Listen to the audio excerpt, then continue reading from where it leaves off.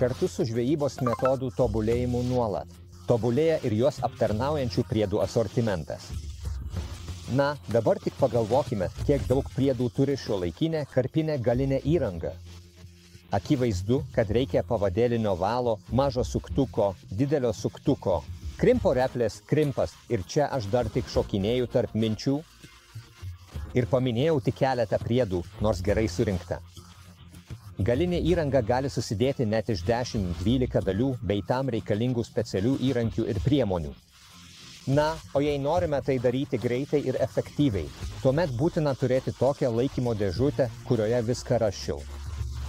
Arba bei variantas bus tiesiog krūva visko, kurioje galbūt rasiu, o gal ir ne. Taip pat linkiu po velnių priedams ir tam, kas išrado šį galutinį įrenginį. Ir kaip tik tada, kai manome, kad tai tiesa tik fanatiškiems karpių žvejams, pagalvokime, kad šiuo metu Vengrijoje, arba drąsiai galiu sakyti, Vidurio Europoje populiariausias žvejybos būdas. Tai yra federinė žvejyba, o iš esmės method feder žvejyba. Kiek daug priedų tam reikia? Reikia method feder šėryklėlės, reikia greitos jungties, kuri sustabdo. Taip pat jį tvirtina patį kabliuką arba pavadėlį. Tada, žinoma, reikia pavadėlinio valo. Kablys, masalo dygis, stabdiklis ir dar galėčiau ilgai vardinti. Tuos naudingus, praktiškus priedus, kuriuos, žinoma, jei reikia papildyti. Tada verta jos laikyti taip pat tvarkingai, kaip ir karpinės žūklės priedus. Aš labai rūpinuosi savo įrangą, mėgstu viską laikyti tvarkingai, kad viskas būtų aiškiai matoma. Nors net ir taip sugebu, beje, pripildyti visą sunkvežimį.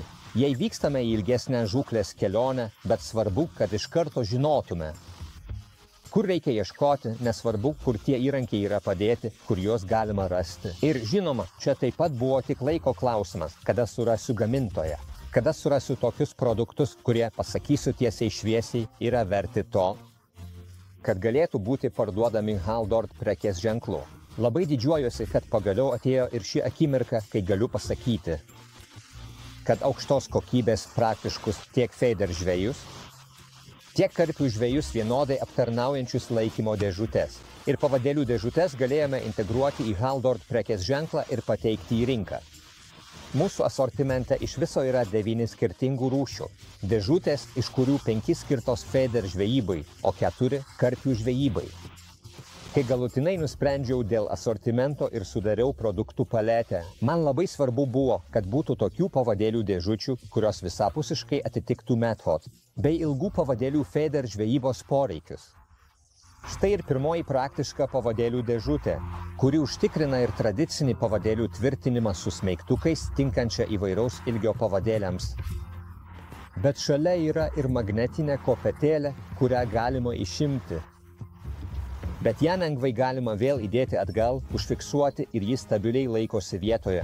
O jei ją išimame ir padedame ant savo padėklo, tuomet nereikia vis atidarinėti dėžutės ir galima itin greitai pakeisti pavadėlį. Asortimente taip pat rasite ir tradicinius su smeigtukais patikrintus pavadėlių laikiklius. Trumpesnė versija pirmiausia skirta method feder žvejų poreikiams tenkinti. O ilgesnė gali būti alternatyva tiems, kurie žvejoja su ilgais pavadėliais.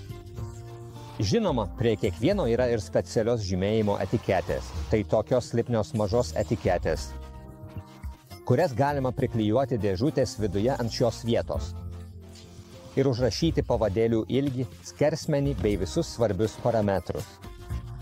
Toliau žiūrint į asortimentą, prieiname prie pirmos sudėtingesnės, kompleksiškesnės dėžutės, kuri vadinasi Federbots. Joje jau yra skyreliai smulkiems aksesuarams laikyti ir magnetinis pavadėlių laikymo skyrius, kurio visos kopetėlės yra išimamos ir gali būti keičiamos pagal poreikį.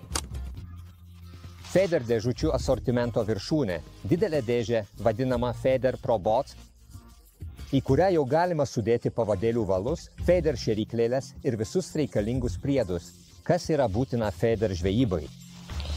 Štai ir įrengta dėžė, kurioje, kaip matote, viskas sudėta tvarkingai, kultūringai.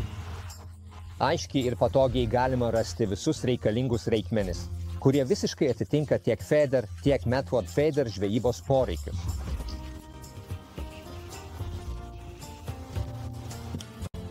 Štai čia yra karpinės dėžutės, tad pradėkime iš karto nuo didžiausios. Pagal dydį ji tokia pati kaip Feder dėžutė. Tačiau esminis skirtumas tarp šių dviejų dėžučių yra tas, kad čia vietoj magnetinių pavadėlių laikiklių yra toks EVO dangos pavadėlių laikiklis, kuris yra labai mėgstamas tarp karpių žvejų. CarPro Bot, žinoma, taip pat susideda iš daugybės mažesnių praktiškų laikymo dėžučių, kurios tvarkingai ir patogiai sutalpina visus mūsų smulkius reikmenis.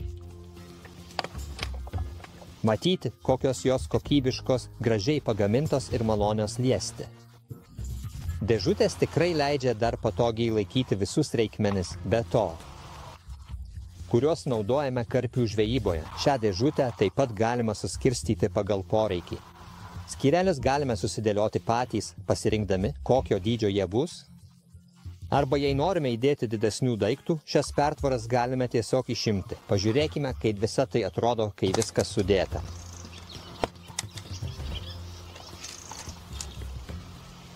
Kabliukų kiek tik nori. Verimo adatos, krimpavimo replės, smulkus priedai, pavadėliai, kabliukų pavadėliai. Galbūt įspūdingiausia yra ši smulkių detalių dėžutė, pilna suktukų ir įvairių priedų. Aiškiai matyti, kaip viskas puikiai priglunda, kaip gerai dera šių dėžučių dangteliai ir pačios dėžutės. Nereikia bijoti, kad jos galėtų atsidaryti transportuojant ir iš šios gražios tvarkos. Atsirastų didžiulis chaosas ir netvarka, nes visos mūsų smulkmenos susimaišytų.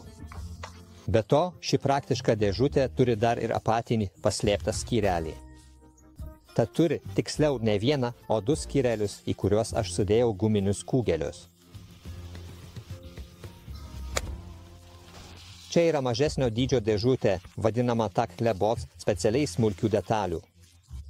Bei pavadėlių ir kabliukų laikymui skirta praktiško dydžio dėžutė, kuri tikrai neužima daug vietos, bet tuo pačiu sutalpina visas mūsų smulkmenas. Ši CarPro vardu vadinama kombinuota dėžutė skirta smulkių detalių ir skirtas tvarkingam kabliukų laikymui. O seriją užbaigia CarPrix Bot, kuri ypač patogiai ir labai aiškiai leidžia laikyti visus karpinių pavadėlius. Čia abiejose pusėse galima gausiai sudėti pavadėlius bet kokio ilgio. Dar viena didelė pagalba rišant pavadėlius yra ta, kad ant kiekvienos karpinės dėžutės yra centimetro skalė, prie kurios pridėjus pavadėlį. Galime tiksliai nustatyti jo ilgį su kiekvienos dėžutės pagalba.